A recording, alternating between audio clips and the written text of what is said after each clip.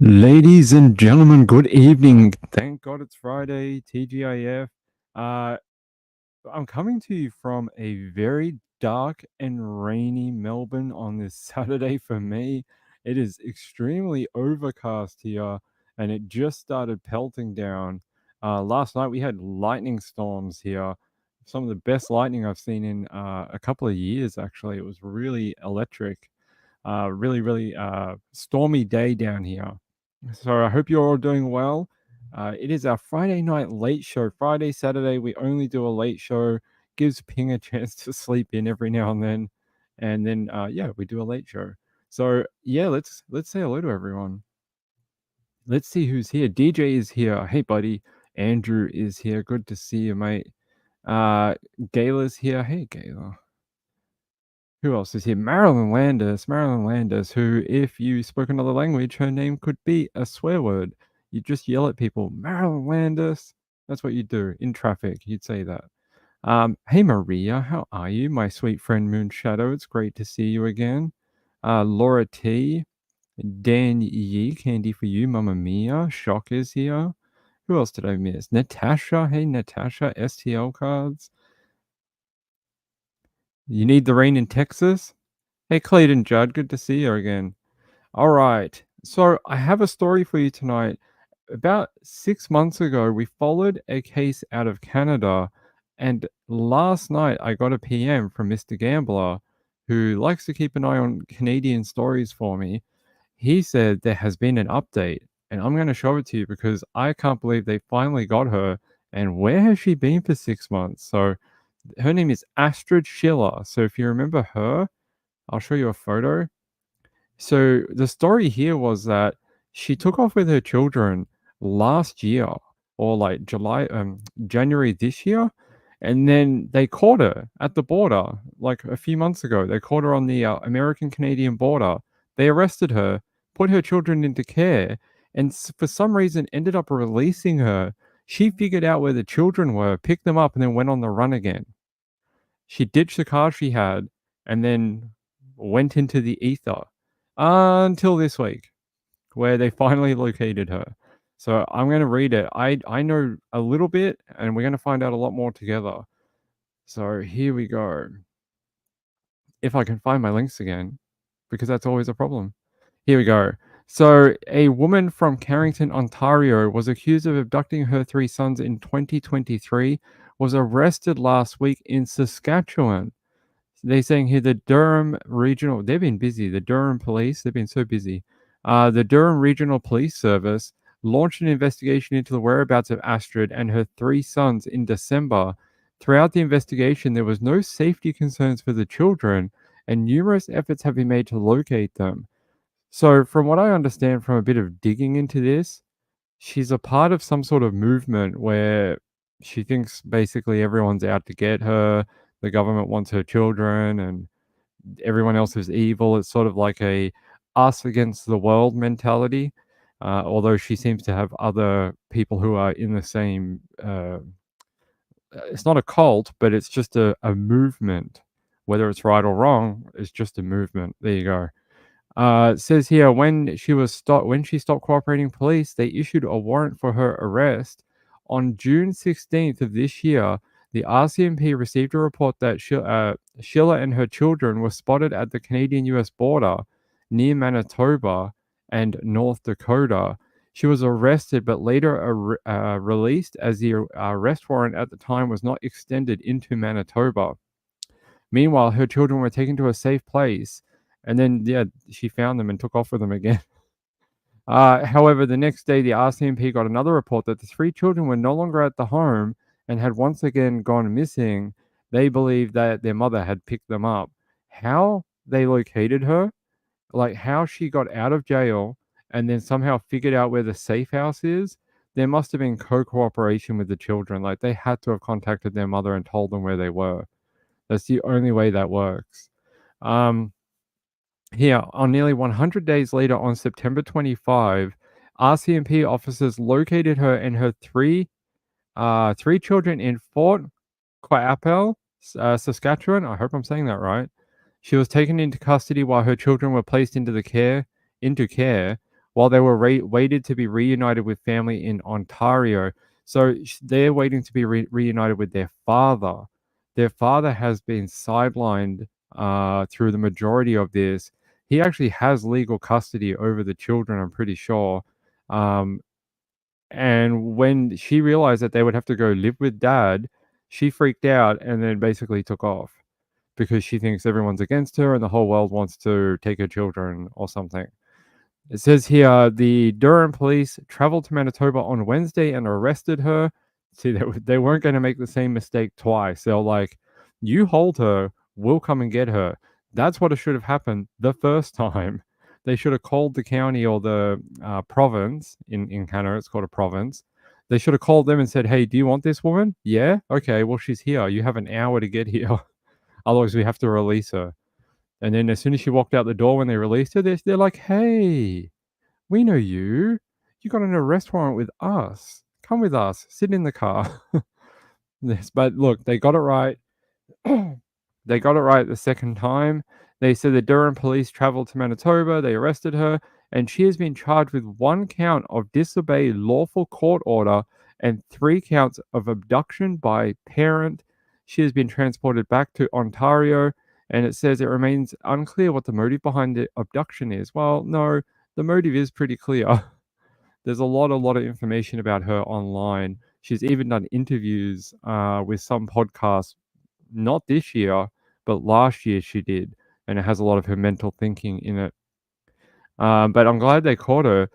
The question I have is this: when she ditched her car after being arrested the first time and then finding her children, she had a vehicle, then she ditched it. Who was helping her? Because aren't they an accessory to a crime? And who's been hiding her since July? You know, who's been traveling with her and her children, who gave her money, who gave her a car, who gave her access to whatever.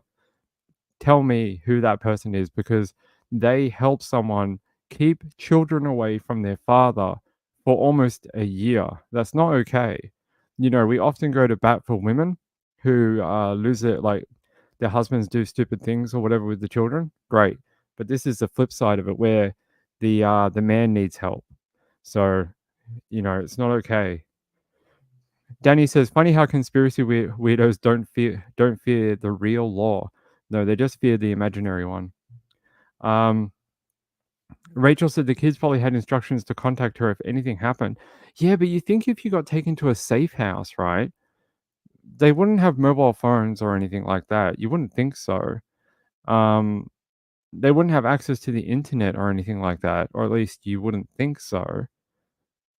What was the breakdown in whatever happened at that safe home? And is there an inquiry into how that happened? Because that's a break in the chain of, you know, safety of children. It doesn't matter that that woman is their mother. What if she had gone there, abducted them, thought, "Oh my god, the net is closing in on us," and done the unthinkable? What if that's what happened? And then we find out, instead of her being arrested last week, what if we find out, oh, their bodies were in a national park up north? Oh, she really did think everything was closing in around her. Like, that's not.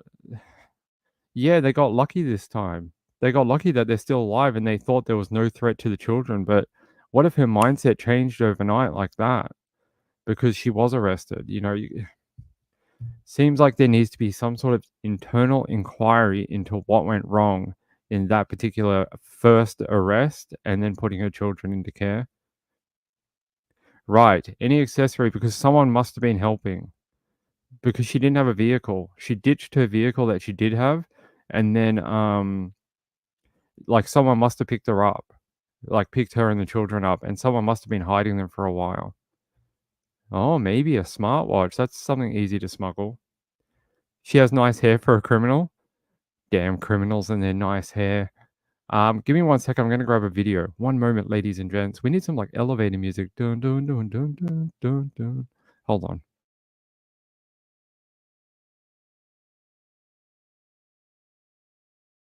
All right, ladies and gentlemen. Let me see if we can find more information about how that arrest came down. 'Cause I have a thing here from the Durham Regional Police, but they don't really say a lot. It just says here that on September 25th, members of the RCMP detachment in Saskatchewan located a female and her 3 children. The female was arrested without incident and transferred to Manitoba to be held in custody. It says on October 2nd, members of the DRPS Criminal Investigative Branch and the Offender Management Unit traveled to Manitoba and took custody of the female. The female was rearrested by DRPS investigators and transported back to Ontario. That's what should have happened the first time. And they said Astrid Marianne Schiller, age 54, from Clarington, is charged with parental abduction ×3 and disobeyed lawful court order. She's being held for a bail hearing at some point. Actually, this was October 3rd. Okay, it was only like a day ago. So this is pretty current. Let me see what else we can find about Astrid. Let me see if we can find out how they found her, because I would like to know. Let's see.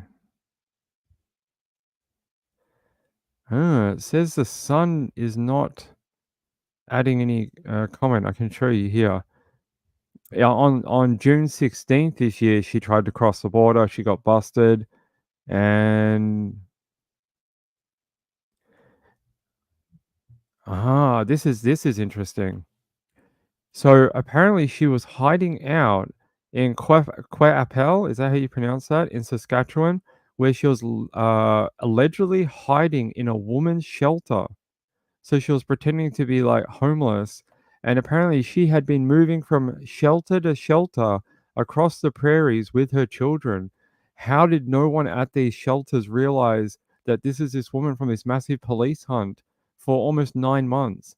How did not one worker realize that's who she was? Do you not have to give ID or anything like that to stay at a shelter?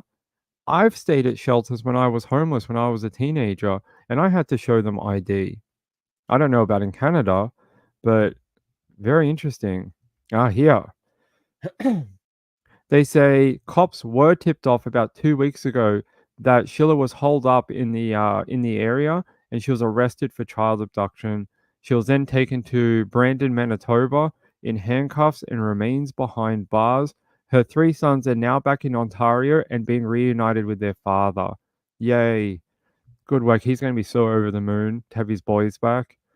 Um, the health food huckster is a parental rights activist opposed to a wide array of health and education initiatives. She has called school board battles a demonic war. I think if you call school board battles a demonic war, your life may be too small. You need to expand your world around you, because while school board things can get contentious, they're not the be and end all of anyone's life. It's just a school. Your kids are gonna be out of there in a few years. Just get them the best education that you can. You do the other part when they're at home, and leave everything else to the government. Just do the best you can. You wanna advocate for stuff, great, but don't be like, "It's a war that we need to win. It is with God and the demons." No, it's just a school board. Ain't no one trying to poison your children. Pretty lady, but messed up in the head. You know what they say about really attractive women? They've gotta be at least 25% crazy. It's just a thing. It's just a thing. No, I'm just kidding. Don't come for me. Don't come for me. Don't come for Ping. Ping doesn't know. It's just what I've heard. Rumors, things like that. The crazy hot chart. We've all seen that. All right. Oh, who sent this in? Sorry. Oh, Moon Shadow. Oh, she says, "I love your channel." Thank you. That's very kind of you. She sent in a Ko-Fi to start the show. It's very nice of you. I've been trying to advocate more for the Hurricane Helene stuff instead of asking for anything for myself, because I'm okay. Like, I have food, I have shelter, I have electricity, that type of thing.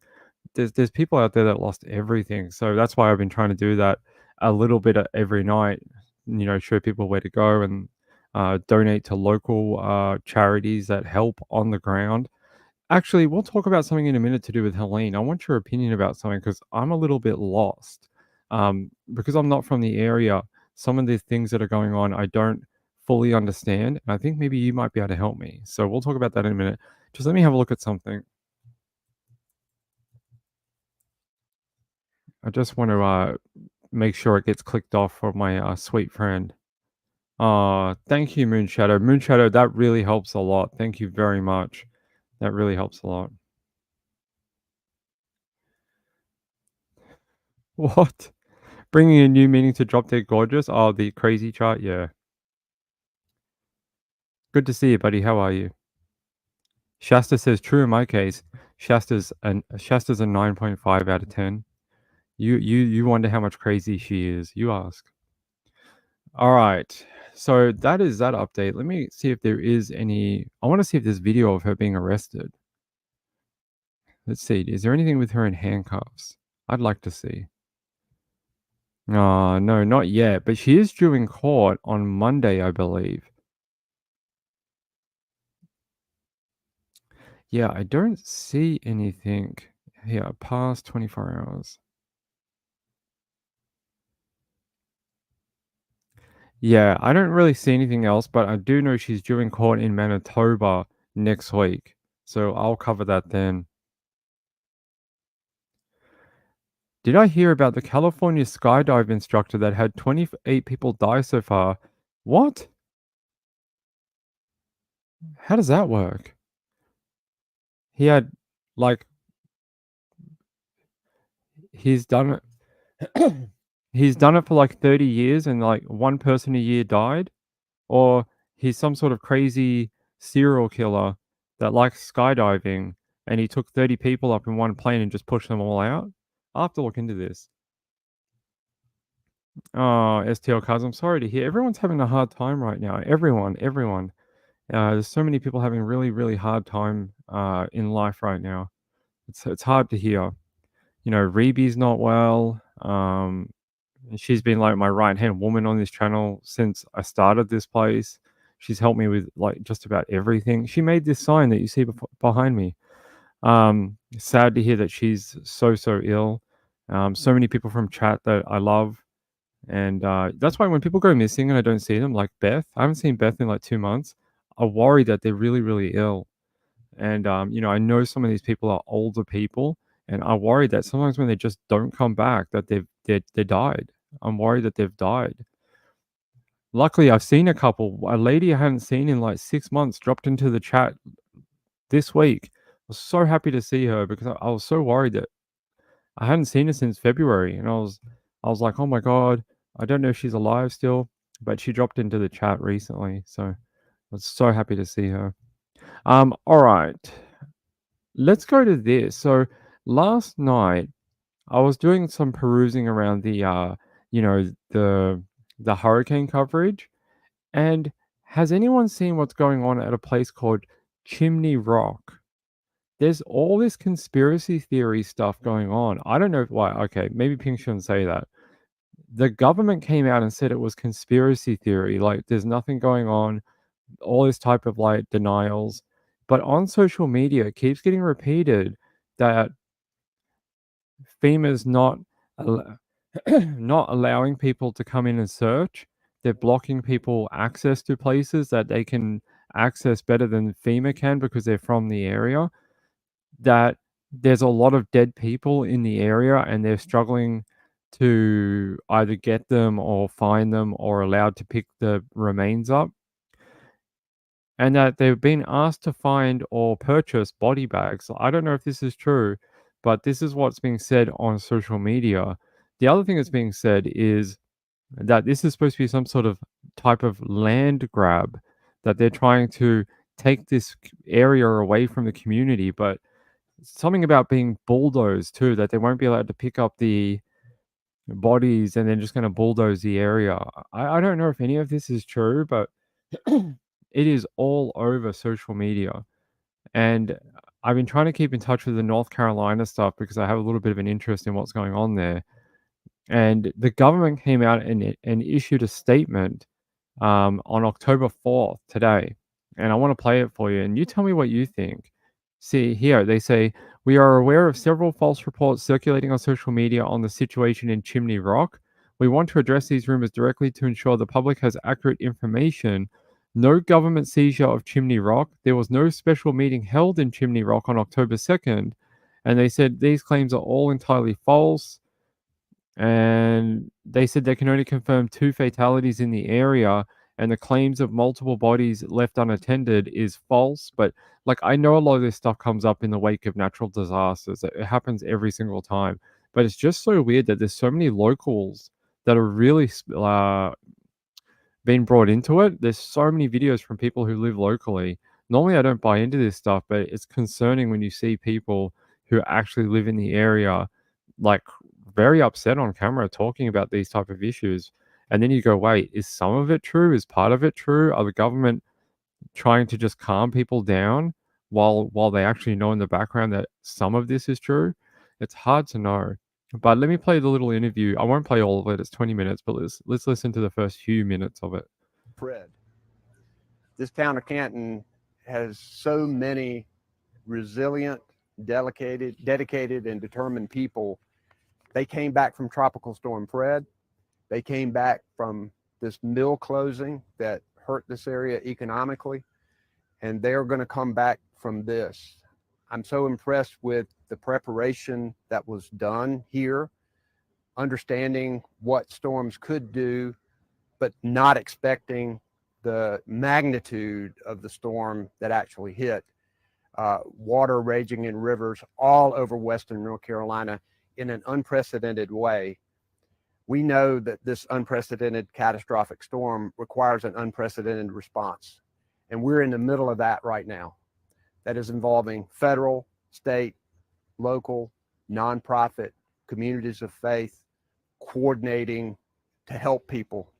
I have a list of things that we're providing to Haywood County. I won't go down it all, but it goes from water to medical cots to swift water rescue teams to law enforcement officers to medical and nurses and incident management teams, canine search teams, EPA hazmat specialists, high water clearance vehicles, cellular on wheels, ambulance strike team.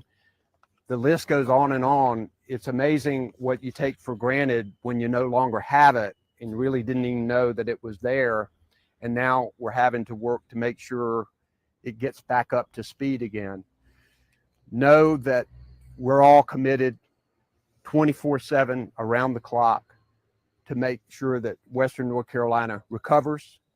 We do have 92 search and rescue teams. There are still people that we are trying to find and get to.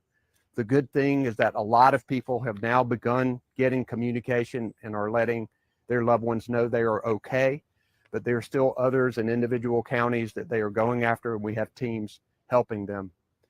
I'm glad to be here with FEMA Administrator Deanne Criswell. Her and her team have been with us since day one. How many now? It was over 50,000 who've applied for FEMA assistance yesterday evening. It's definitely much more than that. Much more than that, but people can go to disasterassistance.gov or download the FEMA app and can register for help. More than $6 million has already been paid to people. We're grateful to have her here.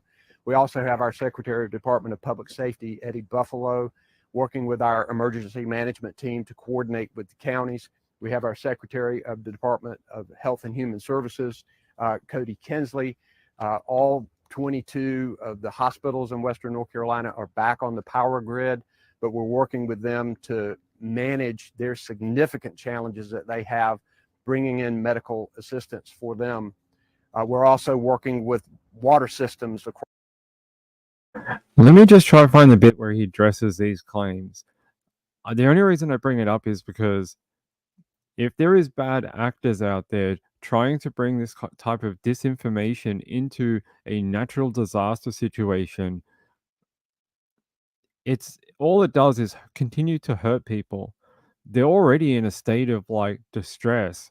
Their whole world has changed where they live, and then you're introducing fear mongering into it, where you're going to just add unnecessary stress and suspicion onto these people. You never know how that turns around, right? What if let me give you an example. What if a person who was able to stay on their property, their property is damaged, but their house is, okay, it needs some repairs. They're hanging out at their property, and government workers approach their property. And this person has seen all this misinformation online, and they're a single mom, or their husband's away working or whatever, and they're home looking after children, and they pull a firearm on the government workers because they're petrified. What if someone gets shot? And it all starts from this stuff that gets told about online.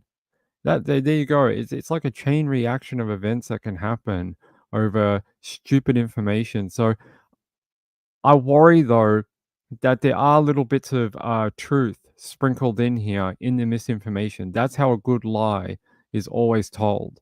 A good lie is always told with a fragment of truth, because that's how you hook people. That's how you get them, because it's believable.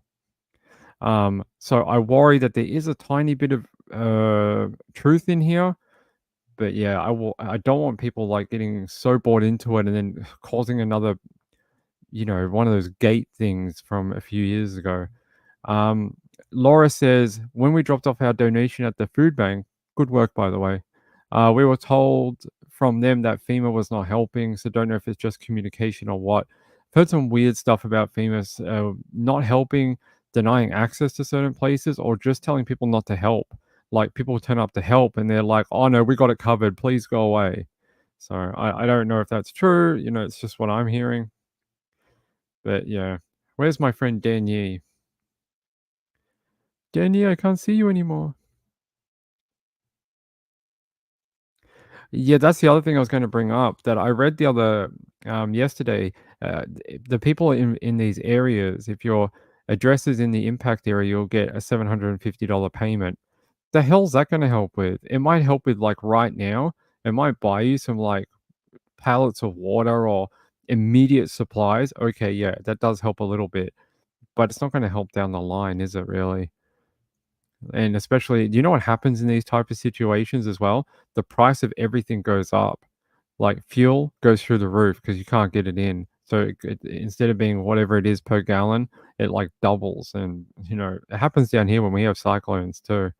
So $750 is not much. I went shopping this week. I'm not even kidding you. I went shopping. I didn't even buy much. I bought like enough for like maybe like the end of the week, that type of thing. It was $243. $243. That kind of shopping used to be like $100 maybe. $243. I was like, I just feel terrible. I'm just like, it feels like I'm just flushing money away constantly. So I kind of get it. I get it. 750 ain't going to do much. Might buy you a couple of weeks of groceries if you're a family, if you got children to feed.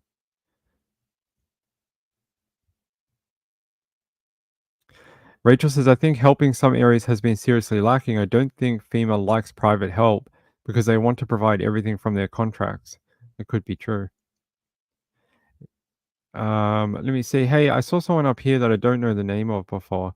Hey, Venus Blue, how are you? We don't need either political side showing up.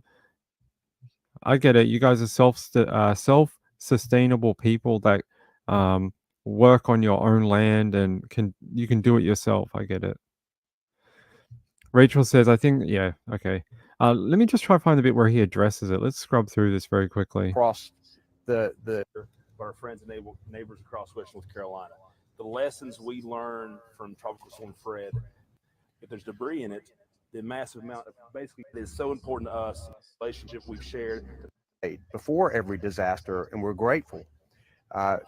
We wish people would instead post about how people can help, where they can donate, what they can do. There's a lot of hard work. It also demoralizes National Guard soldiers who are out here for days and days, and people who are working in emergency management, who are working around the clock to help people. When people talk on social media about that nothing is being done, that's just not true. And it's frustrating to them. It doesn't bother me. I'm used to that kind of criticism. I'm concerned about them. And we all need to pull together here. I guarantee you this. It makes no difference who you are or where you live. If you need help, we're going to work around the clock to try to get you that help. I get the message he's trying to say. The message he's trying to say is community right now is very important. Instead of infighting with each other, let's work together to get to the end goals of recoverability of the area. I get that. The question I would have is this.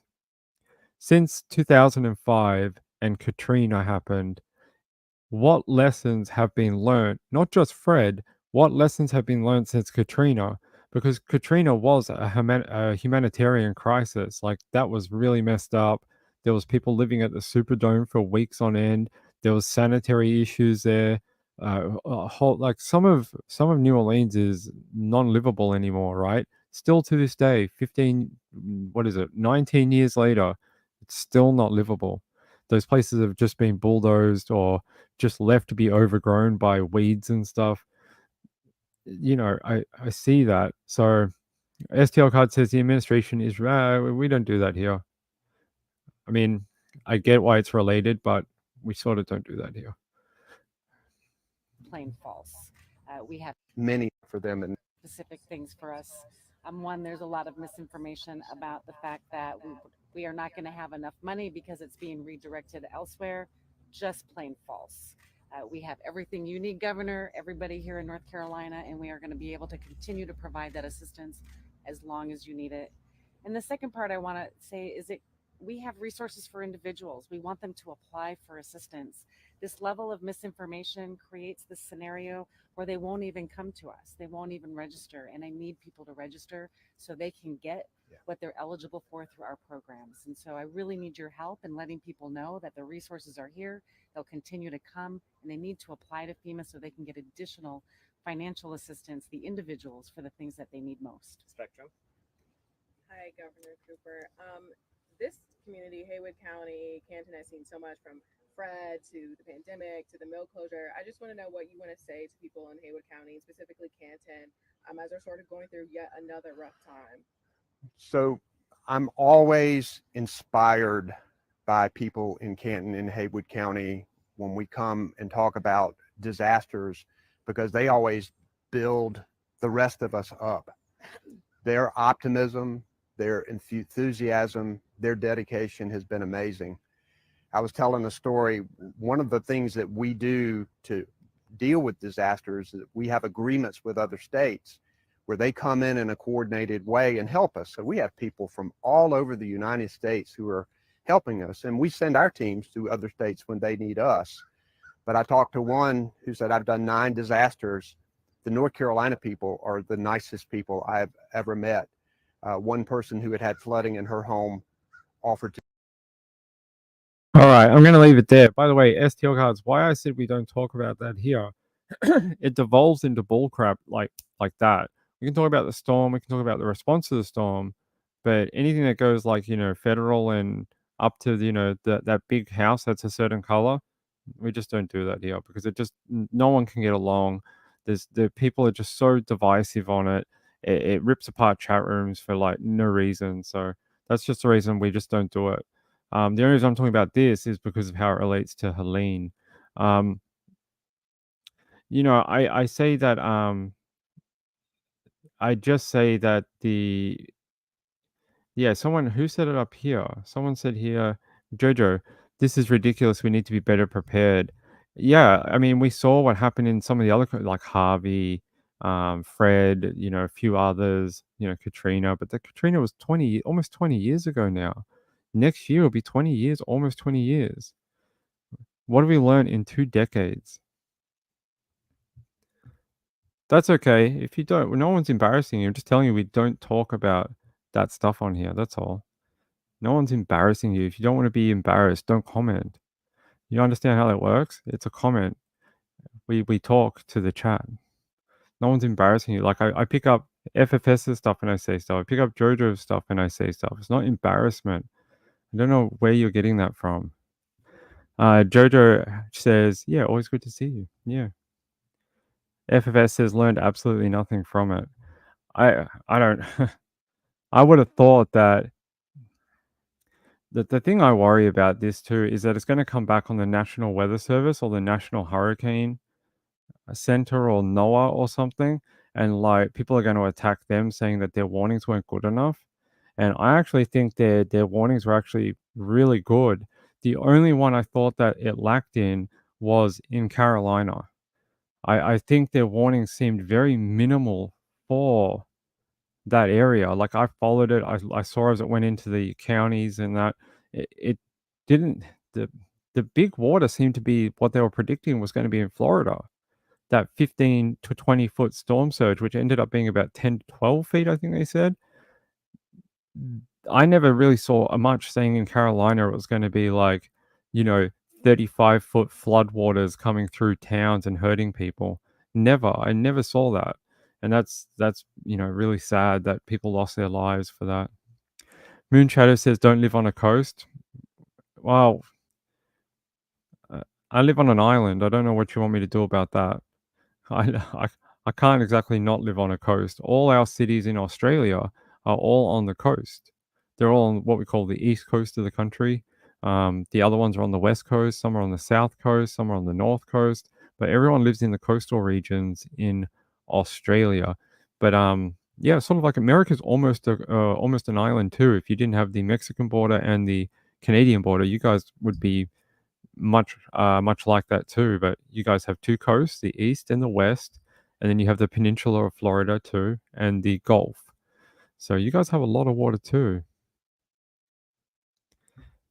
Yeah, so look, I just wanted to address that because it's going everywhere. Every time I look up Helene or Carolina or something like that, all I see is this kind of talk about these weird rumors going around for this area, and I kind of want to just have a talk about it for a second because I don't know who these people are that keep saying all this stuff. Like there's a guy here, I can see it right in front of me right now. Some guy, I don't know who this is, called what's his channel's name? I don't know, the Haunted Side, and he reckons there's a guy who walked to Chimney Rock and back and he saw it all. And he saw all the things and confirms all the rumors, and I don't know. Like sorry, I hope I'm not misrepresenting someone, but I don't know. I just suspect there's probably just a little bit of truth to it, but it's probably not as bad as people are saying. I mean, that doesn't sound right. The area is messed up. We know that from the hurricane, like the waters and everything being pushed around and pipes being burst. That's all true. We know that. But I mean, the other stuff, these rumors, there's probably a little bit in there that's true. I don't know which part. Maybe FEMA's sort of slow to react in certain situations. Maybe someone who works there said the wrong thing to the wrong person, and now they've posted it online as if it's fact. And a company-wide policy could be something like that. Look, we'll have to keep an eye on it. You see a lot of people talking about this bulldozing of communities, including the bodies still high in the trees. I hope that's not true, that there's bodies up in the trees. How awful for families. Yeah, we found your loved one. Where were they? They were at the top of a 25-foot tree. Like I don't want to hear that from anyone. And then I heard other things like Starlink kits were being denied entry into the area and stuff like that. Actually, Elon posted about it. Yeah, here he says FEMA is not merely failing to adequately help people in trouble, but it's actively blocking citizens who try to help. And he said he got a note from someone that works for him or is a friend of his. He says, "Hey Elon, update here on site in Asheville, North Carolina. We have powered up 2 large operating bases for choppers to deliver goods into hands. We've deployed 300 plus Starlinks, and outpour has saved many lives. The big issue is FEMA actively blocking shipments and seizing goods and services locally and locking them away to state that they are their own. It's very real and scary how much they have taken control to stop people helping. We are blocked now on the shipments of new Starlink kits coming through until we get an escort from the fire department, but that may not be enough. Like, that is very odd. That's an odd thing to post about. Like, that's why I wonder if there's a little bit of truth in here somewhere about something going wrong.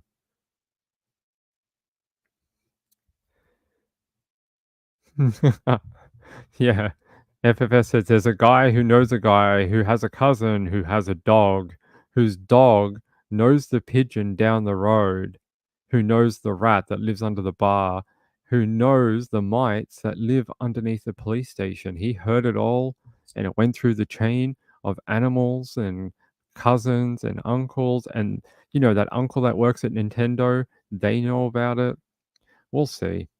Rachel says, I will get some info next week from a friend who sees her son in the area. Thank you. Let me know what they say. What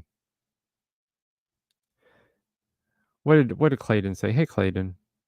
It's important to have a little food and water put back just in case. What do they say in the hurricanes in America that you should have? At least a week. It used to be at least a week's worth of water and a week's worth of food. But I think they changed it now, and I think they tell you to have 3 days of water, 3 days of food. Am I wrong? I know it used to be a week, but I don't know if they do that anymore. Let me see.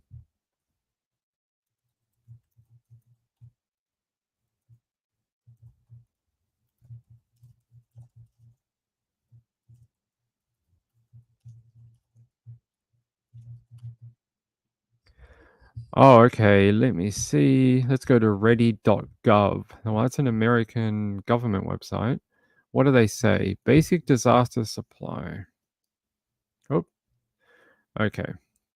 So 1 gallon per person per day for about a week. Food, at least a week's worth. Battery powered or hand crank radio and a NOAA weather radio. When Trish moved to Texas, right? Do you know one of the first things I made her buy was a NOAA weather radio? Ask her. It's one of the very first items I told her to buy because she'd never lived in a tornado prone area before. She lived in Utah for many years. And so wait, Salt Lake City, Idaho, Utah.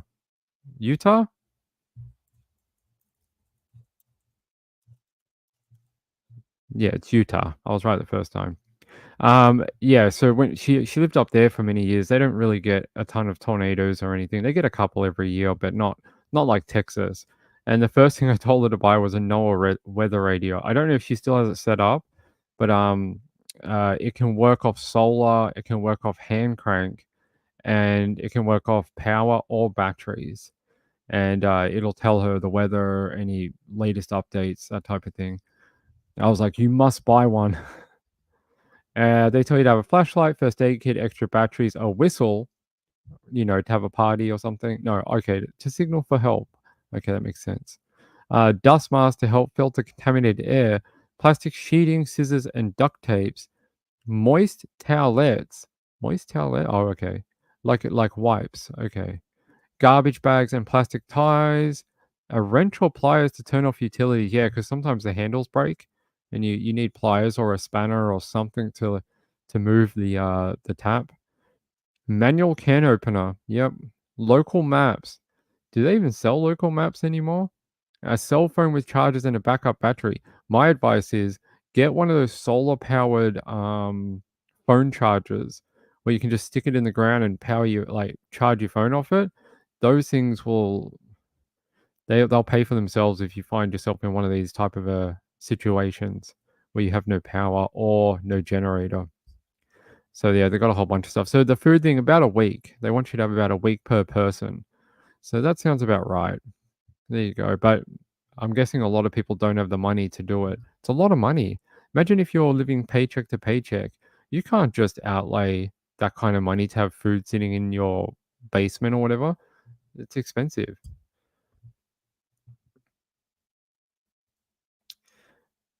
Moonshadow says you choose prime real estate, you pay. I guess so. I Hate Morning says sometimes controlling access is to prevent more people getting hurt or needing rescue. True. Rachel says everyone who lives in weather should have a weather radio. I have one that's utility powered. Utility powered? Okay. I can't remember the one that Trish had, but she got a really good one. I remember I chose a model for her, but I think it's a little techie, so she has issues turning it onto the right channels. I don't know if she ever learned to do it properly, but maybe I can show you which one she has.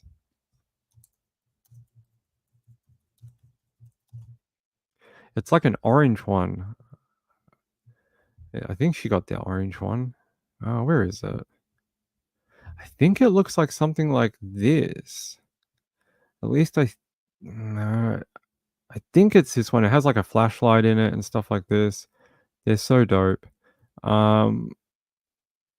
Ping's such a weather nerd. I'd own one of these, even though we can't get NOAA updates here. I think it's something like this one is the one that she got, or she got the yellow one. I can't remember if it was orange or yellow or black, but it's something like that where it has the light in it and you can like power it on solar and stuff, and it's pretty cool. Or was it like that one? I can't remember it. It was one of these ones that you get off like Amazon or whatever, something like that. Either that one or the other one I showed you. I can't remember which one she got. It's got like multiple functions and stuff like that, but good outlay if you live in an area where you really need it. Oh, you have that. You have the other one, this one. These are pretty cool, right? You get like a flashlight, you get a big bar light here. I can charge your phone on it. You get the weather radio. I'm pretty sure it has solar on it too, so you can charge it. Has an SOS button. It's so geeky, but so necessary. I would buy one even though I can't get the signals here. Jojo says, I buy one thing extra every week. Beans and rice is where I started. We live in the desert. Water is hard to keep stocked up on. I bet you it is in the desert for sure, where water's already hard. I Hate Morning says, prescription medication. Yeah, that's a good one too. If you know the storm is coming, sometimes the pharmacies will allow you to grab an extra month of a refill. Sometimes they'll do that for you if they know a cyclone is coming or a hurricane. That's good advice. Yeah, they're cool, right? Yeah, Trish got one when she moved to Texas. I was like, you have to have one. You can't die. What are we going to do without you? And she bought one. You have to ask her. I know that when she had a tornado really close by one night, she was on the air and it went off, and it was like there's a twisting storm and you have to get below ground to survive and stuff like that. It was crazy. It was crazy. Okay, all right. We're done with this, but hey, keep an eye on that. Anyone hears anything else about this situation going on? Let me know. I'd like to find and dig a little more and find the truth, because look, I'm not a conspiracy theorist at all. If you've ever watched this channel, you know a lot of my stuff is grounded in realism and just like facts, and I'm always on that side of things. But I do know in life, things are never 100%. It's always like there's a middle ground for everything. It doesn't matter what it is. It doesn't matter. Like if the government tells you something, it's probably not 100% the truth because they're trying to calm people down. So it's probably somewhere between what the government is saying and what the conspiracy people are saying. It's somewhere in that middle ground. How far on either side, I don't know. But it's probably not 100% what they're saying. It's probably not 100% what the other people are saying. There's bits of truth scattered between the two. And trying to find out what that is the issue. Jojo says the government wants us to know black plastic is toxic. Is it? This week I tossed out so many plastic kitchen items. Is it a certain type of plastic that is like LPDE or whatever, or something like that? I haven't heard that one. They don't do that here yet. They will eventually if it's true. Okay, let's talk more true crime on this very rainy afternoon.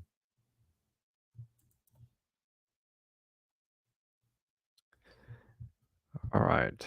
Let's talk about this. Let's talk about Justy Stillwell. We talked about Justy the other night. Do you remember this? And they found his body in a river. Well, now we know a little bit more about what happened, and his killer has been in court in the last 10 hours. So we're going to go to WJRT ABC 12 in the area, and they're going to play a little video here. Okay, it explains a lot more about what Justy was like and what led up to his death.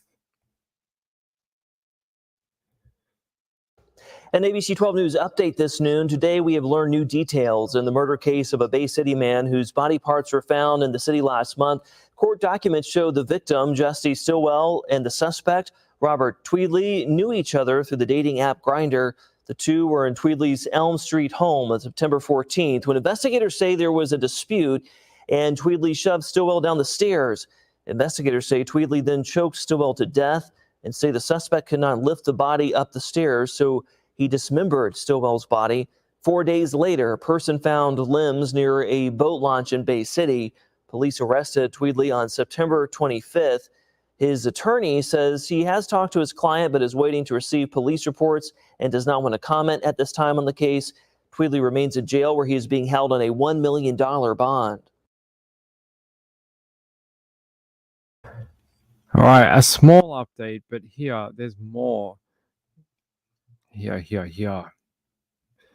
Let me read what the actual article says here. It says, court documents filed this week provide a number of new details about the murder of a Bay City man whose body parts were found along the Saginaw River last month. Court documents show that the victim, Justy Stillwell, and the suspect, Robert Tweedley, knew each other through the dating app Grindr. The two were in Tweedley's home on Elm Street in Bay City on September 14 when there was a dispute, and Tweedley shoved him down the stairs. He then proceeded to choke him and killed him.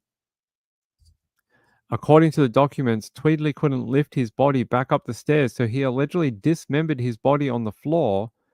4 days later, a person found his limbs near the Edward Golson boat launch next to the Independence Bridge in Bay City. Police arrested Tweedley on September 25th and found the rest of Stillwell's remains elsewhere in Bay City. The other day when we read about it, they were still looking for his torso and his head. But it sounds like they have located that now. Tweedley's attorney, Jim Piazza, said he has talked to Tweedley, but is wanting to receive police reports and did not want to comment on the case on Friday. He's been remained in jail on Friday on a $1 million bond awaiting further court proceedings. So now we know a little bit more about what happened to Justy, because the other day it was a little up in the air. We were like, how did they know that he was at that home? How did they know he was killed there?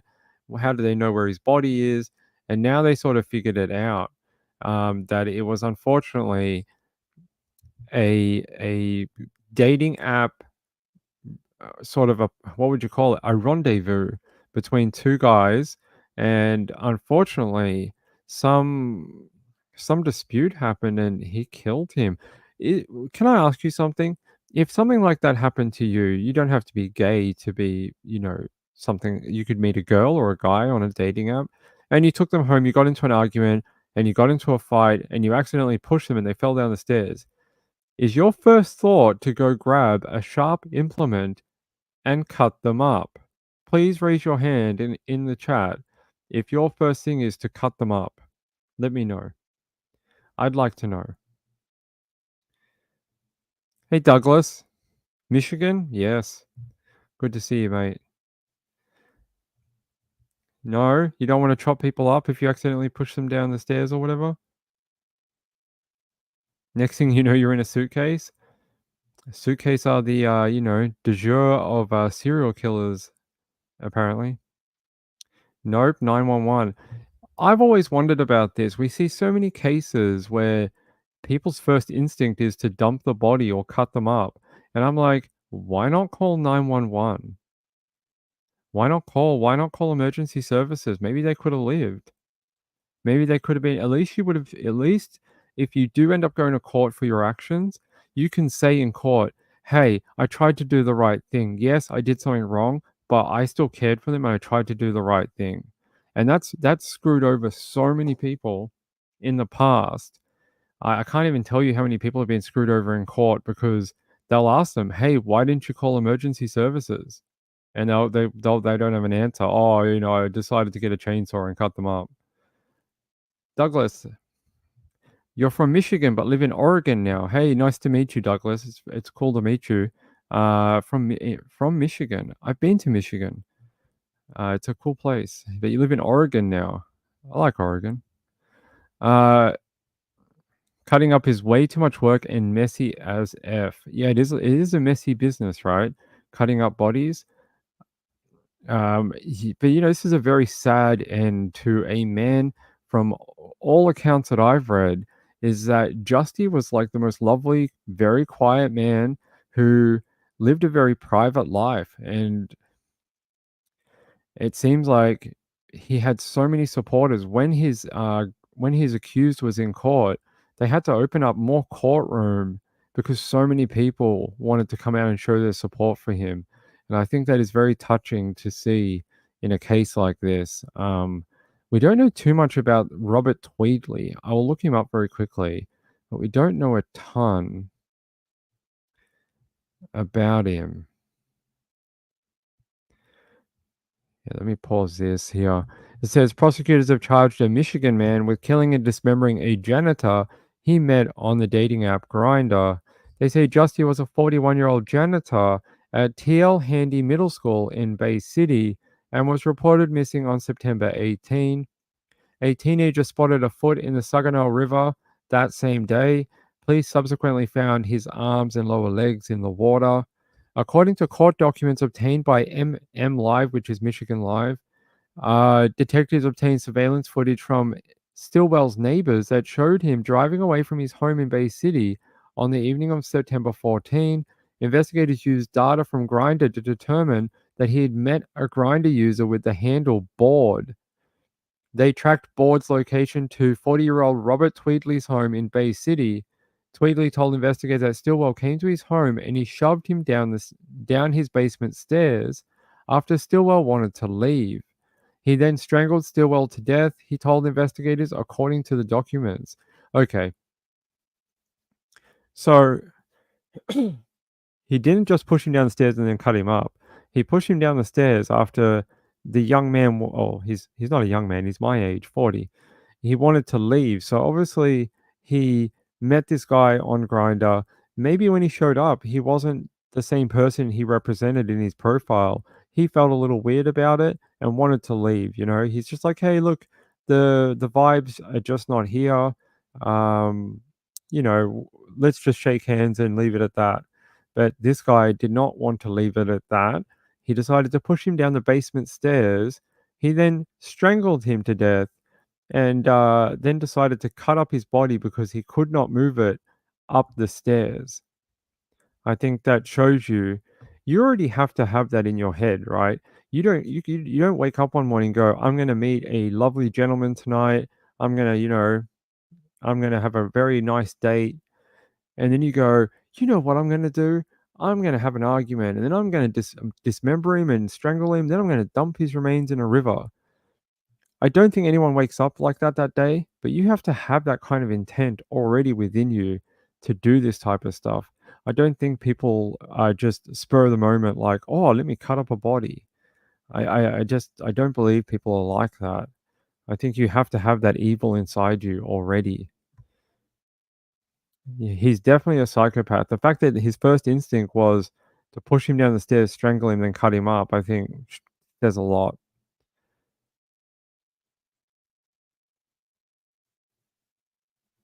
Yes, he met a janitor, not a genital, although he may have been hoping to meet some genitals that night, but it seems like it did not go to plan. It says here, let's go to MLive. Let me see if I can find that on MLive. Seems like they have the court documents for Justy. MLive here. Look at this. There he is in court. Bro, don't put no hand on your face and look sad. Like, I never understand that about killers, right? They're always so like ballsy. They're like, oh, I pushed a guy down the stairs and I cut him up and then I dumped his remains. And then when they're in court, they look all like cowardly. Why? Like, Why not just be like, yes, I did that. That was me. Obviously, you had the courage and the ability to do that horrible act to another human. Why you act like such a pansy in court? Like, ain't no one buying it. I ain't buying that you're sad. If you're sad, you wouldn't have killed him. That's, see how this works? They're saying Robert D. Tweedley Jr. Wiped his face before the judge via webcam. Wipes his face, okay. In his arraignment hearing on Friday, September 27. Tweedley Jr. is accused of murdering and mutilating the body of Justy T. Stillwell. He's been set on a $1 million bond. There's the judge in the case. And what else are they going to say? Let's see if we can get a... Can we click on this? No? Get photo. I don't want the photo. There he is in court again. There's a friend. Okay. This is not the link we wanted. Basically in charge. No, yeah. Let's try to get a different one for you.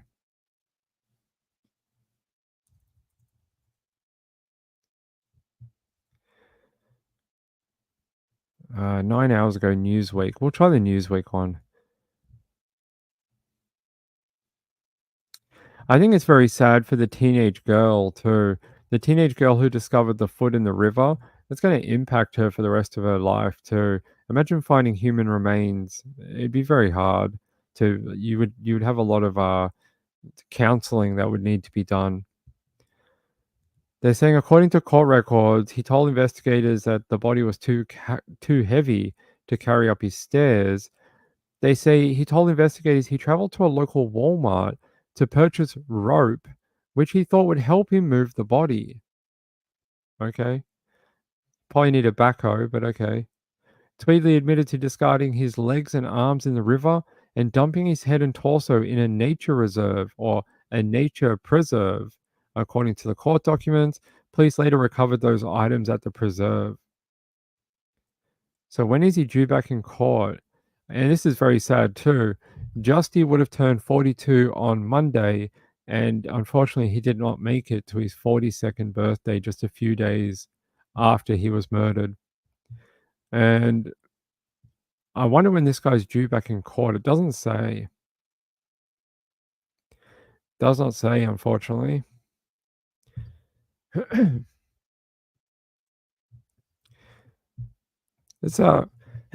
Let's watch this one. Is this one we watched before? Let's have a look. Breaking news in the investigation into the death and dismemberment of Bay City man Justy Stillwell. Court records show Robert Tweedley Jr. is charged with open murder and disinterment or mutilation. I think it's one we watched before. Let me see if I can find a different one. I'd like to see one that has more information in it. Let me see. And then I'm going to read some comments from you guys. Oh, Douglas says, I found human partial remains as a child in Michigan. Tammy Leopiro was her name.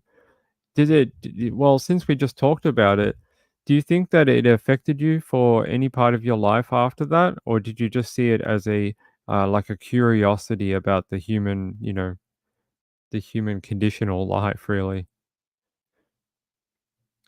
Douglas says she was abducted, essayed, and dismembered by 2 migrant workers who spread her remains around the country. You found her leg and foot in a ditch by your home. Do you think it spurned your interest in true crime stories? You don't have to tell us if you don't want to. It's okay. You can decline to comment. Let's see. We can look up her in a minute, by the way, if you want us to. If you don't want to, you'd rather not look at it. It's okay. I don't want to make anyone feel uncomfortable. Let me see if we can find. I want another video, but that's okay.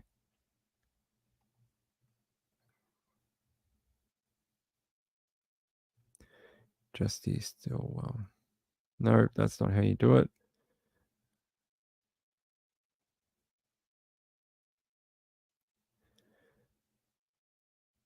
Maybe it is that one. Maybe we didn't watch. Maybe we watched the other one. Okay, sorry.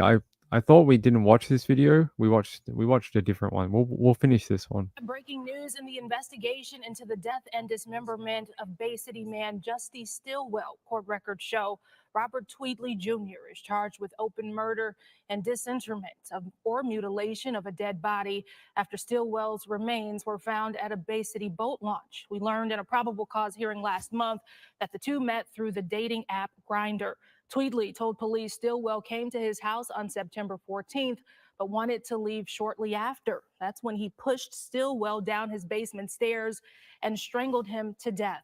After failing to move his body upstairs, he went to the Bangor Township Walmart to buy a rope, which did not help. The next morning, he returned to Walmart to buy an axe and bags to dismember Stillwell's body. Tweedley said he then dumped the legs and arms in the Saginaw River and put the head and torso near the boat launch behind the General Motors plant. Tweedley remains jailed on a $1 million bond. So some new details in that video. The fact that he went back after buying that rope and it didn't work in moving the body. He went back and got an axe and tried to use that to dismember the remains. That is pretty horrific. Let me read what Mr. D says. He says, yep. He says it for sure affected Douglas and changed the way he saw the world. And that's when he started training martial arts and carrying weapons. I mean, I would too. I'm sorry that happened to you. I really am. It must have been very hard. Just like this teenage girl who found the remains of Justy. I think it's gonna change the way she sees the world too. Because while teenagers and even younger understand that you can die and there's such thing as like killers in the world, they don't understand the real world application or ramification of what that actually is. It's not until they're a little older that they really understand how scary that type of like murderers and serial killers, that type of thing, really are. Like they might understand what it is and what the words mean, but they just don't understand the bigger, wider impact. It's not until they get a little older that they understand how that affects the world around them. Douglas says, true story. I live the kind of life that has given me a clear view of the whole spectrum. Douglas, me too. I moved out of home when I got kicked out of home when I was 12 years old. I've lived on my own since I was 12, and I had to grow up and become an adult around that time. So I've lived in like 20 different cities and met all sorts of people from all walks of life. People often ask me, if you could go back and change it all and still stay with my family until I was an adult, would I do it? Part of me would love a family who would want me to stay with them. Part of me says you can't ever get the kind of experiences that I have and the life experience so early in life, and it's like sort of irreplaceable. So part of me says no. So I totally get where you come from, my friend.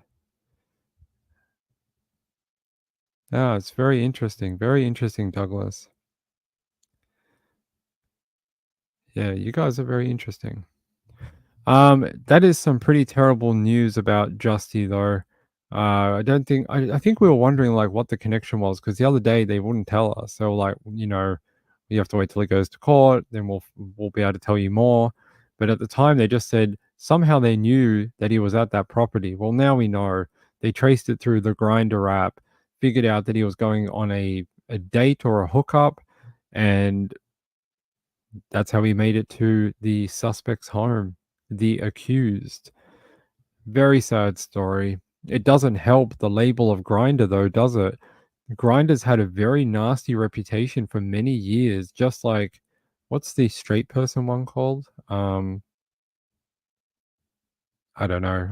I don't use them. I don't know. Dating app. They've got terrible reputations for violence against potential partners or sexual partners. They got really bad. Grindr does, especially. Tinder. Okay, Tinder. That's right. I've never used it, so I don't know. I've never even installed the app because I don't need to. Tinder, yeah. They both have terrible reputations, Grindr and Tinder.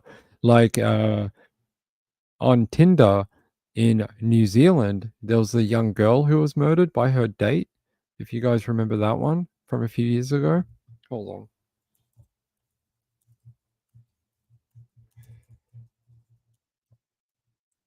And he put her in a suitcase. Grace Milan, if you remember Grace Milan, that was a pretty crazy case. They did a Netflix documentary on her, if you can ever find it. And then there was one I don't know if you will know about unless you're from Australia, and I'll show it to you in a second. But this was Grace here. And she'd met a guy she thought was very cute while she was backpacking around the world. She was in New Zealand, and we're not sure what happened when they had dinner, went back to the hotel room. We're not sure what happened in that hotel room. We're not sure if she turned him down for sex or something, and then he obviously did what he did, or who knows? We don't know. Somehow her body was, she was killed. Her body was put in a suitcase, then dumped in the New Zealand countryside, and they were able to locate her later on. There was another one, which is a very strange case out of Australia. I don't know if many people know about it, and I'll show it to you.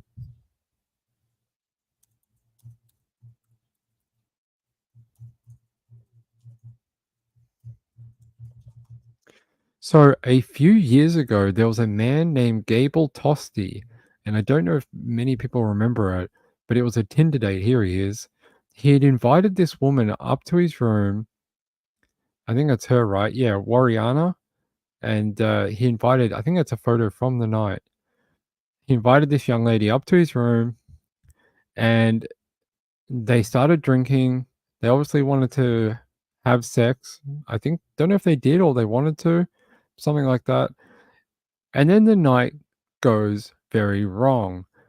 For a period of time, there was an audio recording that Gable had recorded of the entire night, and he put it online when he was accused of making her jump off his balcony. So something happened between these two when they started drinking, and she started becoming a little aggravated, and she was sort of picking at him the whole time. So he had put her out on his balcony as sort of like a timeout, and then she feared for her life for some reason and tried to get over the edge of the balcony and get to the balcony below, and she slipped and fell like 40 stories and died. But they painted this guy as the aggressor. I'm still not sure what happened that night, even though I've listened to the entire 8-hour recording, but it was very odd. It was very strange. There you go. There's a photo of him. And they said, yeah, he had an obsession with recording anything. All his rendezvous with women, he recorded on a on a recording device. I'm just trying to see if I can find more about the night.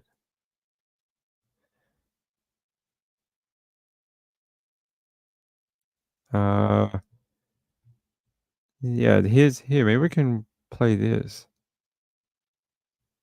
Oh, it's them walking around Cavill Ave, and then, or is this after the murder? This might be after the murder. After the murder, he went and got pizza. Oh no, here they are. Here's him and Wariana. And they go back up to his room, and they drink for a while, eat something, and everything starts to go a little wrong. Yep. They're saying here, let me see if I can find a little video about it so they can explain it better than I can. But he was painted as a womanizer and an abusive person towards women. I don't know if he was. I'm guessing that might be probably true. Here, let's see if we can find a little 2-minute roundup for it. Yeah, 60 Minutes Australia. So why didn't you go out on the balcony to check to see if she was okay?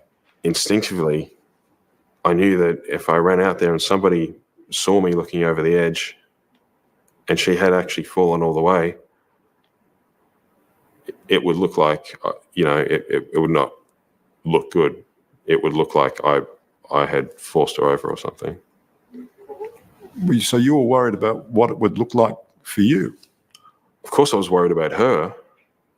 I was absolutely terrified at what had just happened to her. But, you know, You just told me that you were a kind and caring guy. yeah, absolutely. And I was, You couldn't even be bothered to go out on the balcony and look over the side and see what had happened to her. well, whatever had happened out there had happened, and looking over the edge, you know, that it doesn't help anybody. There's no purpose to it. Wait, you kidding? Well, no, I mean, There's no purpose to looking over the edge. What, to see if she's alive? To see if she's no, okay? no, because that's just, you know, knee-jerk curiosity. And like I said, I was deeply concerned by what had happened to her. You were so deeply concerned, Gable, that from her death scream to the next event, which was you calling your lawyer, was 35 seconds. I froze on the spot, and I thought, I need to do whatever is the most rational thing to do at the moment. I need advice. I need advice from somebody impartial. I had been wandering around the streets, confused, extremely drunk, and in shock, and I needed to clear my head and sober up. And so I found a place that had some food. Warina Wright's body is on the pavement. You don't even know if she's still breathing, and you are happily munching away on a slice of Super Supreme. There's nothing happy or casual or indulgent about it. That night, that was the most scared I've ever been. It's the most distraught I've ever been in my entire life. Can you understand why many people would think you're a cold, heartless, cruel bastard? When you put it that way.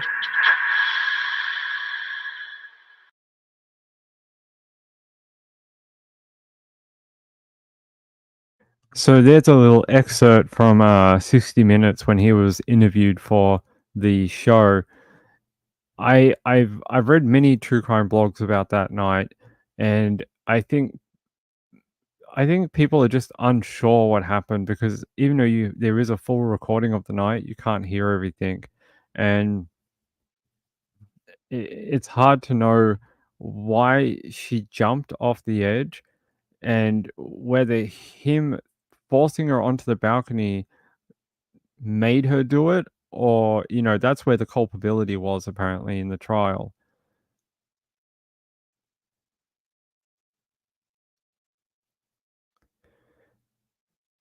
Yeah, I think a lot of people agree that he's a grub, what we call in Australia a grub, which basically means he's just a gross guy who is only interested in women for one thing and stuff like that, which makes sense considering the story. Why didn't he just let her out the front door? That would be my question. Why didn't he just open the front door and tell her to leave? If the date was going bad, you're not going to get any sex tonight, or if you already had it, you ain't going to get any more. And she's acting a bit odd. Your best thing you can do is not put her on your balcony, is to tell her to go, like leave the property. And then if she doesn't leave, you call the police. Like, that's your defense. I think putting her on the balcony, that's maybe where the culpability is. No, he's not in prison anymore. He was released a few years ago, I'm pretty sure. He only served very little time in prison. I can't remember. Did he serve any time? Hold on.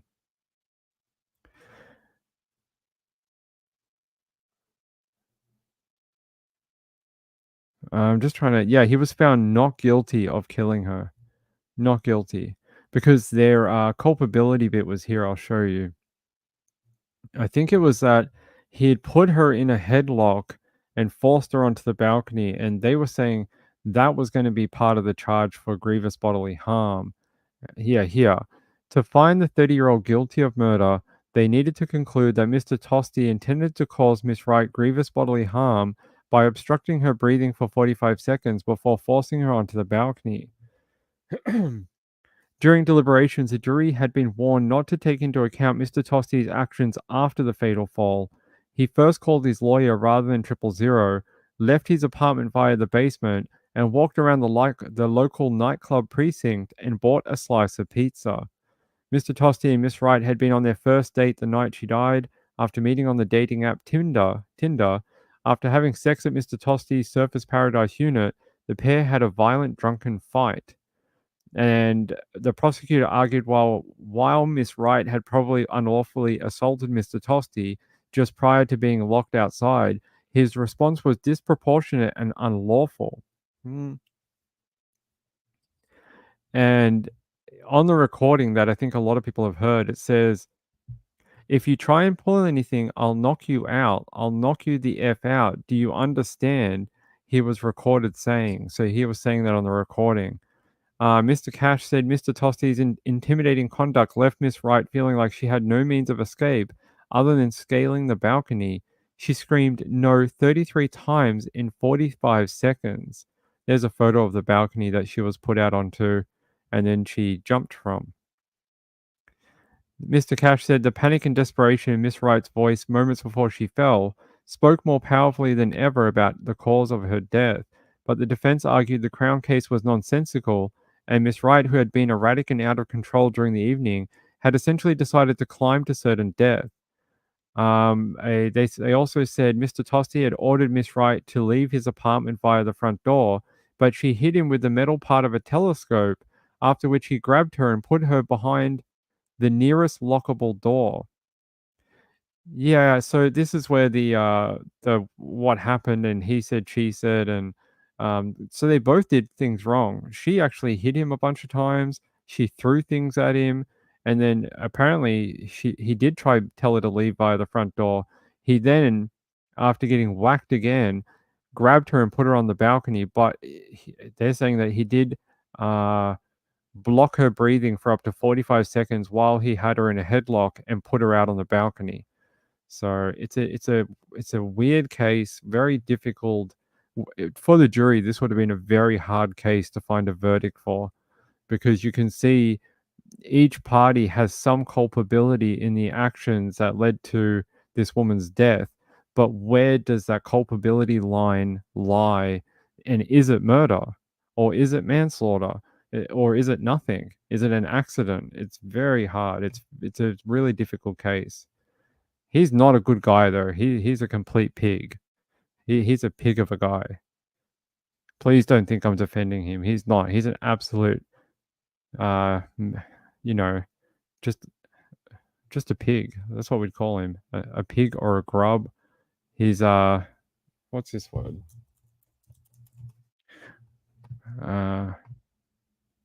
He's misogynistic. That's what he is. There you go. Big words, Ping. Big words. But he is really, really. Yeah, I think they both played a part. It's just, yeah, where is the culpability? And that's how it works in courts. Where is that line? And I think that's what the jury had a lot of trouble with, because it is very difficult. Because you can't. The trouble with this case is you can't you can't give him negative points here, because he doesn't abuse women. He's a woman user, like he's a womanizer. You can't say just because he's a womanizer, oh, he must be guilty. And does it look bad to women on the jury and even some men? Yeah, but it's not a crime. There's many men that do that to women. There's many women that do that to men. It doesn't make it a crime. Unfortunately, his name was very slandered and tarred and feathered in the media due to his actions with women. And yeah.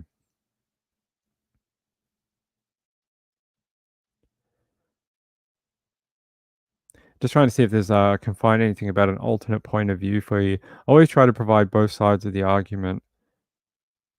Yeah, I think the other side of the argument is that she was drunk in a foreign place, and a man had just put her in a headlock and shoved her onto a balcony and locked the door, and she didn't know what would happen next. And I think that's the other side of the argument. So yeah, there's the two different sides of that. He's out of jail now. I don't know, he changed his name to some sort of weird name, and he doesn't even live. I don't think he lives there anymore.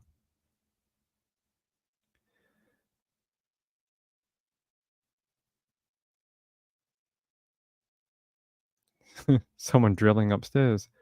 FFS says a pompous ass, a little bit. 40 feet up, yeah, it was huge. I wonder if I can find the building for you. It was really tall, like huge. Here, this only gives you part of it, but this gives you the sort of outline of it. There you go.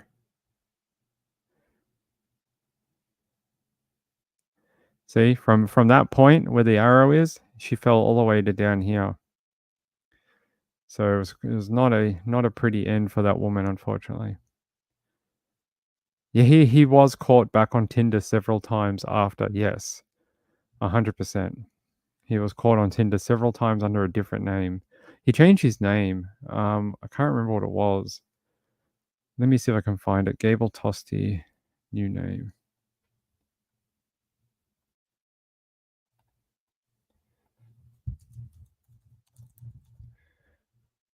He changed his name to Eric Thomas. Eric Thomas was his new name. That's his name now. He was acquitted of murder after a woman fell to her death from a balcony of his Gold Coast apartment in 2014. Yep, there you go. Let me see if I got anything else here. Okay. So yeah, you never know what you're going to get on a night with Ping up late. What have you guys been up to? Anything I should know about? Is there any stories that I've missed from today that you think Ping's off his game today? He's not telling us anything. Let's see. Anything that I would have missed? We did Jessica Barnes. Uh-huh.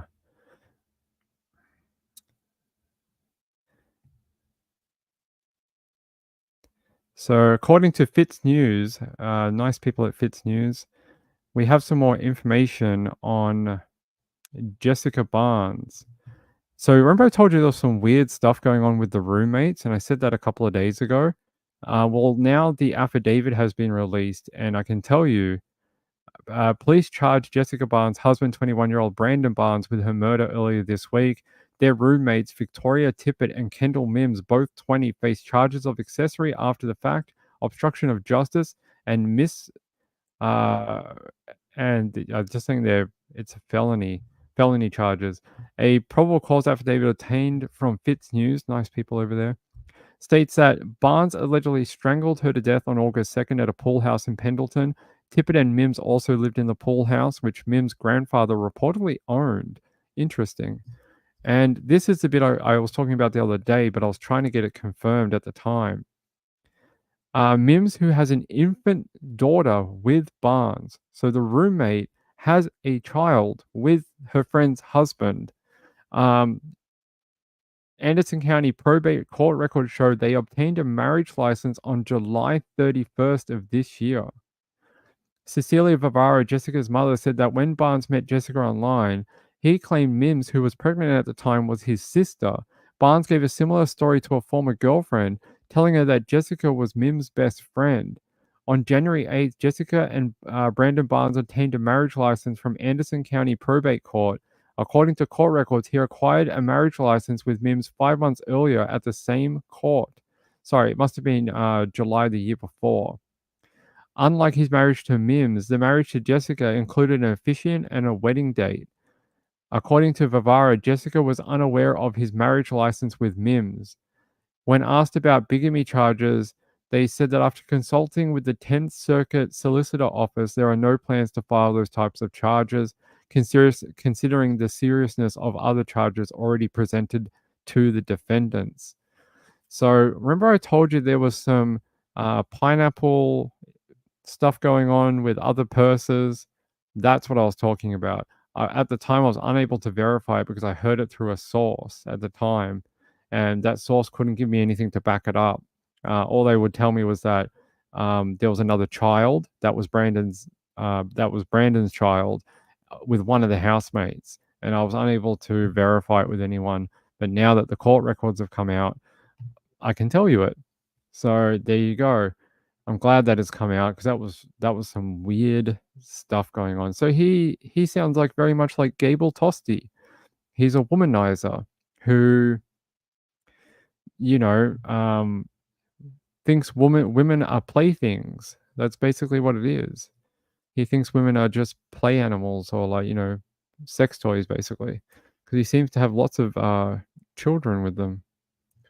Lots of baby mamas. Let's see. Let's see if I can find a different source for this.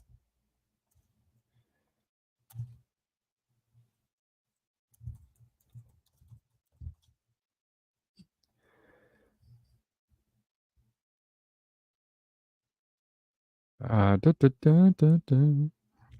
trying to see if I can find a better source for that affidavit.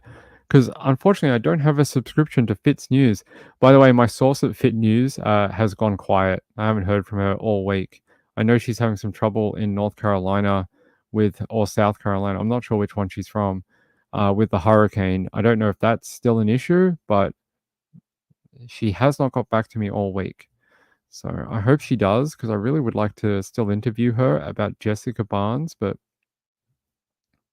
hey, I can only control what I do. All I can do is ask nicely, and it's up to them. They're saying here, authorities, let's see. So I'm just trying to see if this has, by the way, these are the suspects right here. I'll show you. There you go. So this is Victoria Tippett, and this is Kendall Mims. Kendall's the one he had this child with. He had the child before he married Jessica. He also obtained a marriage license to her the year before, is judging by what I just read. And he then married this guy here, then married Jessica 6 months later, got a marriage license with her as well, and set a wedding date, and got her pregnant too, although her baby died as a stillbirth, unfortunately. And don't know too much about this lady here in the middle. But there you go. Yeah, they look like baby faces, right? Very young. Douglas says the hurricane damage is still a huge issue. Yeah, I'm hoping that is why she hasn't got back to me. I hope so, because I really do want to interview her. I think she's a really great writer, and she does really good research, and I really want to talk to her live on air about Jessica Barnes. No, I've not heard anything about any insurance money, nothing like that. They're 20 years old. I think the two girls are 20, and I think he's 21. Hold on. Yes, he's 21. The two girls are 20. Yes.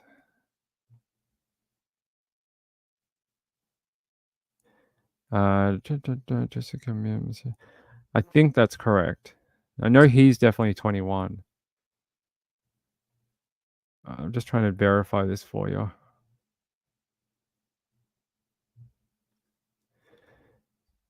Yeah, we'll go to Law and Crime. They'll probably have a bit more. So Jessica Barnes, the victim, was 20.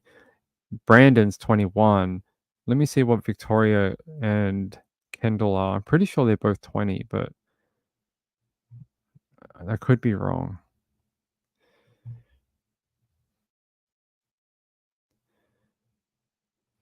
Let's go to KBTX News. Maybe they might have the ages. Jessica Barnes, they give us that age. No? Don't know why they're not giving us their age. Oh, yeah, both 20. So, yeah, there you go. Jessica was 20. Victoria is 20. Kendall is 20. And Brandon is 21. There you go. Great. Confirmed. I thought that was right. Just want to make sure I give you the correct information. Yeah, I hope so too. The last email I got, and I won't read out personal details, but I can just tell you that she wrote back to me after I sent her a follow-up email asking if she still wanted to do an interview. She said yes, but she said it would be later in the week after Thursday, and she said that they were just dealing with some really bad stuff to do with the hurricane. And I was like, "Oh, that's fine." I said, "Take your time. You know, hurricane stuff is way more important." So, but I haven't heard anything else at all. Dunedin, New Zealand is in emergency mode? What? For what?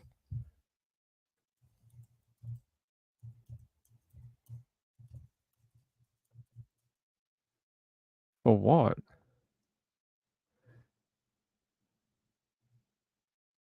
Dunedin.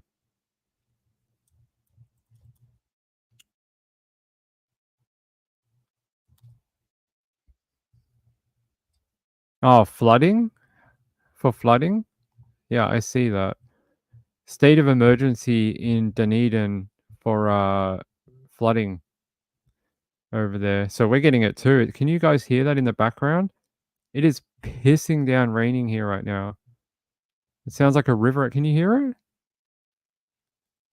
There is, wow, that is a lot of water actually.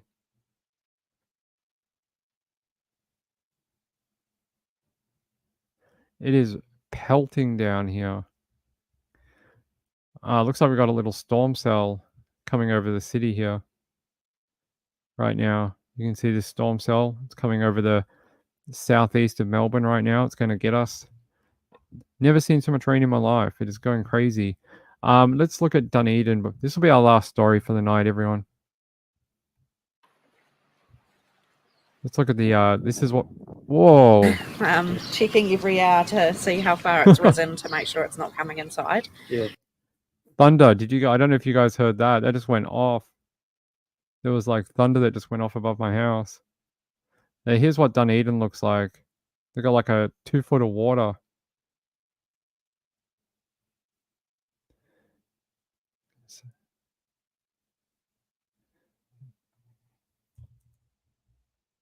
Yeah, I'm gonna check what it looks like on the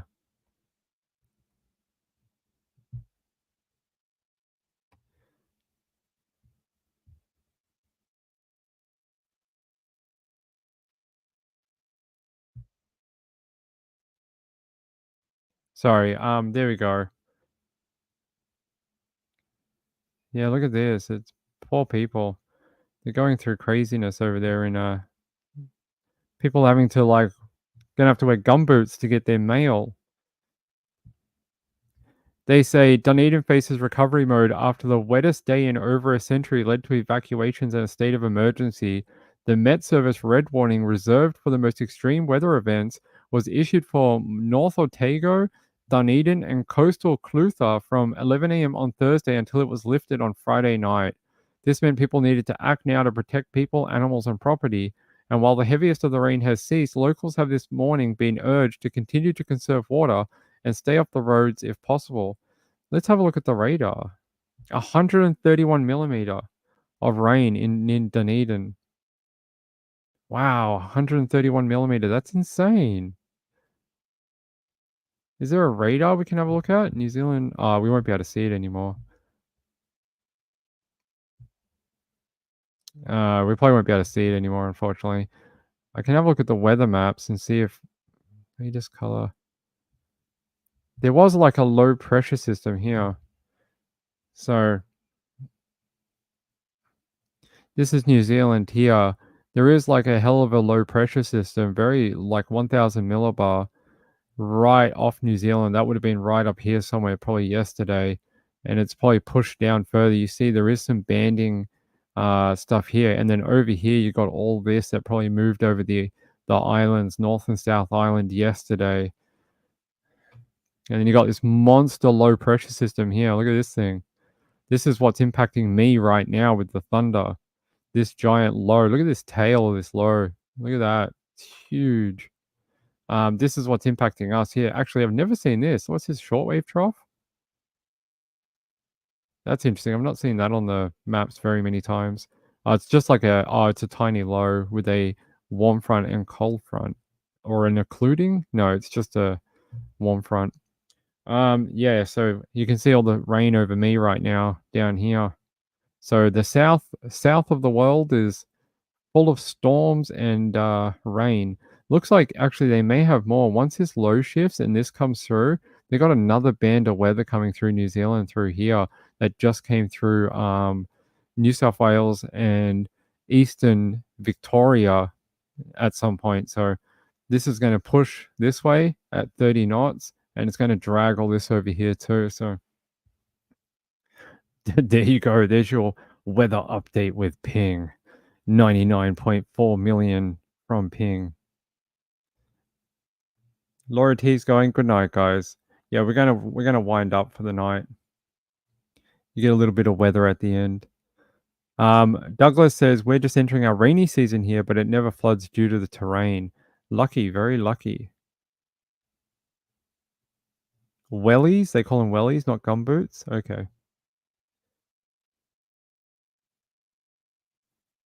That's very true, FFS. Very true. All right. Casper says, why are their heads tilted in the exact same way in the pictures? Are you talking about the two girls? Kendall and Victoria? Let me see. I don't know. Why are their heads tilted? I don't know. I'm not sure. Maybe they got scoliosis and their spines are a bit messed up. That is pretty funny. Why are they all tilted to one side? Maybe they got a very uncomfortable chair at the police station. It makes them tilt. Maybe they have hemorrhoids. We'll never know. You do get earthquakes and tsunamis. Yeah, it's true. We get tsunamis here sometimes. What's going on with the hair? I have no idea. I have no idea. By the way, I do want to thank my friend Moon Shadow for her donation to the show earlier tonight. Helps a lot. It's very much appreciated. And Sean for his contribution to the Mushroom Fund for trial next year. Yeah, we are saving up. We're heading to the mushroom murder trials next year in Victoria, not far from me. We were hoping it was going to be in the city, but they got a venue change and it's going to actually be in the country. So I have to travel an hour and almost 2 hours away from where I live to attend this trial next year. And some very nice people from chat have been slowly helping me fund it because it's going to cost a crap load of money, unfortunately. But it's going to be a fun trial. We're going to be live at that trial next year on this channel. Put your Wellingtons. Is that like a brand? Maybe it might be a brand. Snow has already appeared, Casper. Oh, I love snow. We don't get snow here. We sometimes get hail or grapple, but we don't get snow. It's pretty rare in the city. I mean, I think it's happened a couple of times, but that's it. All right, I think we're going to wind up for the day, ladies and gentlemen. I'm going to go enjoy the rain. I'm going to go eat something. My stomach is like, why did you not give us breakfast before we came on? And I was like, I was busy. Yeah, it's what you call gumboots. Yeah, I know. Okay, ladies and gentlemen, we'll be back tomorrow night for another episode of Nights with Ping. Unfortunately, the weekend shows are on late at night. It just gives me a bit of a break because we do so many early shows during the Monday to Friday, and it kind of, need a break every now and then so I don't get burnt out.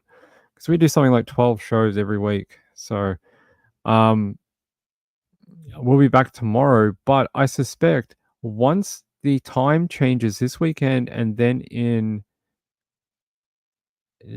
again in November for you guys in the America, the weekend shows will be on at 9 p.m. So because 9 p.m. will be 1 p.m. In Australia, so it'll be no worries. It'll be fine. What is grapple? It's not grapple with an F, grapple with a P. I can show it. It's sort of like hail. So imagine apple, but with a GR in front of it. Grapple? Wait, no, that's not how you spell it. Yeah. Sort of like grapple, I guess is the way you would pronounce it. Let me see if I can show you a photo of it. Yeah. So sleet is like this, liquid precipitation that freezes before reaching the ground. Grapple is snowflake that collects super cool water droplets on the surface. So it kind of looks like that. So we sometimes have had sleet, and we've had this once or twice, but no actual like snowflakes, like the little, the ones you see in the movies. We just get this kind of white stuff and this clear kind of hail looking stuff, icy type looking stuff. No real like pretty snowflakes from the Hollywood movies. Yeah, the time change soon should be amazing because it means it'll be early for me to come on. I mean, sorry, it'll be late for me at 9 p.m. So 9 p.m. will be like 1 p.m. in the afternoon. It'll be a lot easier than doing 11 a.m. in the morning. It is, yes, it is. It does look like that. Thanks for the lesson. That's all right. You can learn weather here with Ping some nights every week. All right. I love you all. I'm going to go see if we're flooding from this rain, and I will catch you tomorrow night around the same time for an unless Trish doesn't go. If Trish doesn't do a show tomorrow night, I'll come on at 10:30. But if she does, I'll be on as soon as she finishes. Okay? Love you all. Thank you. Hey Douglas, thank you for joining the channel tonight. I appreciate it. Hope you come to another live show at some point. Good night, everyone. See you later. Bye.